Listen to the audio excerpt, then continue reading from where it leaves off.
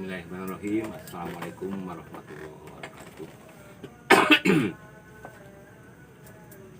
Eh, Dalam kesempatan yang baik ini, saya sengaja membuat sebuah konten yang intinya saya mengucapkan beribu-ribu terima kasih dan penghargaan setinggi-tingginya buat rekan-rekan yang sudah komentar di kontennya kompas.com ya tentang AFW Night. Terima kasih sekali apresiasi Anda untuk saya, AFW Night, dan juga buat tidak hanya buat saya tapi juga buat usaha-usaha kecil yang lain yang ada di seluruh Indonesia. Ya, ada beberapa hal yang perlu saya coba jawab ya dari beberapa pertanyaan yang masuk. Memang ada ratusan sekali yang komentar, semuanya sangat positif.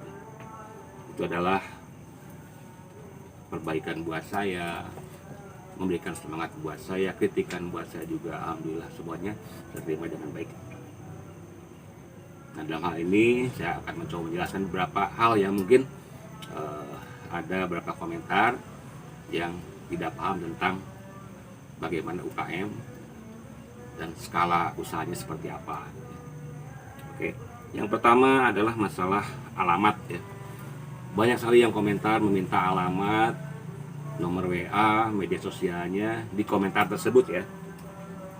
Yang mohon maaf, saya baca semuanya, cuman saya tidak bisa jawab. Kenapa? Itu adalah kontennya kompas.com yang notabene emang konten dari perusahaan komersial. Jadi saya tidak mungkin jawabnya langsung di situ karena itu etikanya seperti itu. Jadi ya terlalu vulgar lah kalau saya misalkan menjawab di situ. Anda komentar menanyakan alamat HP, langsung saya jawab di kolom komentarnya itu. Buat saya itu menyalahi etika. Pokoknya mohon maaf, bukan saya sombong tidak menjawab atau mengabaikan, tidak, semuanya saya baca. Justru dalam kesempatan ini saya mau mengklarifikasi itu. Terus ada juga menyangkut beberapa pendapat seolah-olah saya menyalahkan pihak pemerintah. Oh, sama sekali enggak. Saya sama sekali tidak menyalahkan, bahkan sampai saat ini saya bersyukur mendapat perhatian dari instansi terkait di Bogor maupun di pusat ya. Cuman dalam konten tersebut saya mengharapkan perhatian yang lebih, tidak hanya buat saya tapi juga buat UKM-UKM lain seluruh Indonesia, tidak hanya pisau. Ratusan ribu UKM di Indonesia ini yang memang nasibnya kurang terlalu baik lah di masa pandemi ini. Saya masuk kategori yang lumayan, bisa masih bisa bertahan. Tapi ada beberapa UKM lain yang emang hancur. Teman-teman saya di daerah saya juga banyak yang mengalami itu. Jelas itu semua adalah bagian resiko dari usaha gitu ya. Dan sudah sewajarnya emang bangkit lagi pun dengan semangat sendiri.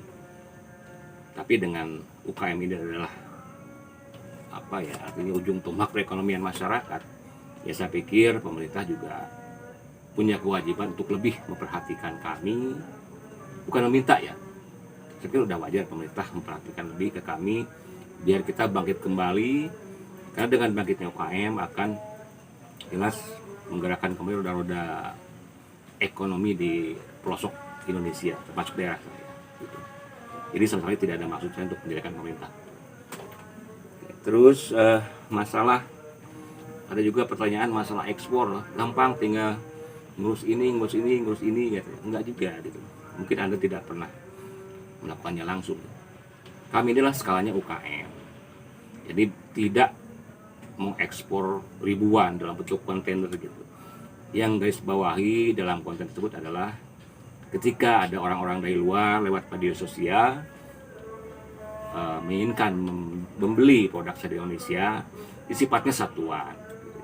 Itu kesulitan saya tuh di situ. Jadi ketika saya mau ngirim produk satuan ke luar negeri, disitulah akan jadi masalah di pengiriman. Itu pengiriman apa? Saya sudah coba ke EMS ya, di pos, dan sama sekali tolak. Gitu. Ini menyangkut regulasi. Jadi intinya bukan kesalahan pemerintah juga. Tapi kalau emang ada sense untuk memperbaiki ini, saya pikir pemerintah bisa bekerja sama dengan instansi terkait bagaimana untuk artinya bisa mensupport pengiriman benda-benda tajam yang sifatnya emang craft artinya.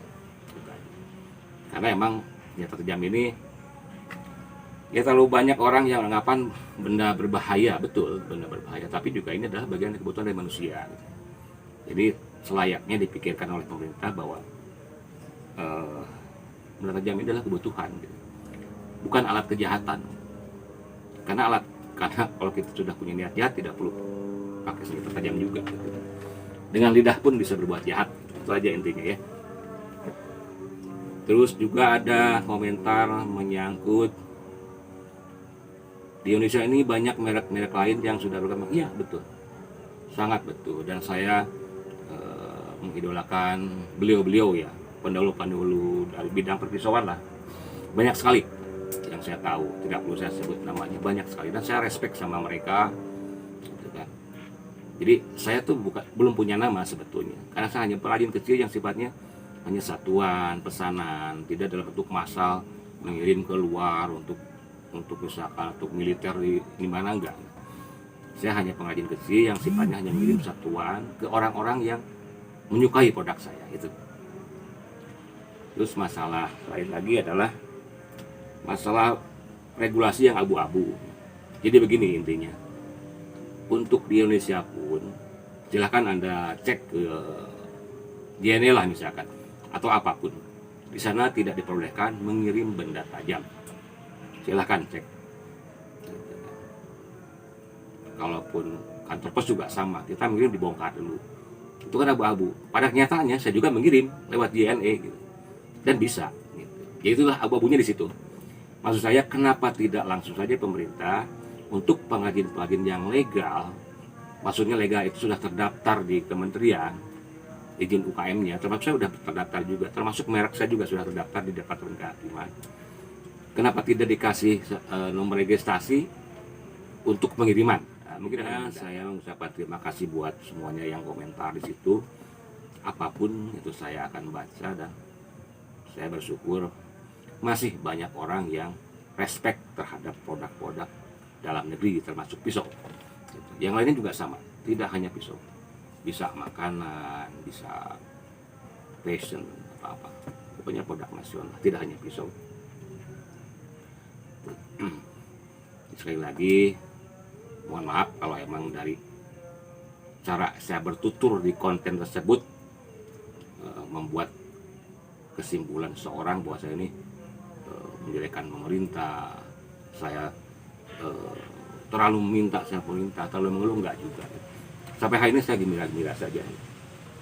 Jadi sifatnya umum lah, sifatnya umum, tidak hanya untuk pengrajin pisau seperti saya, tapi juga seluruh UKM yang ada di Indonesia. Saya yakin semuanya ada hambatan, tapi tetap kita berjuang.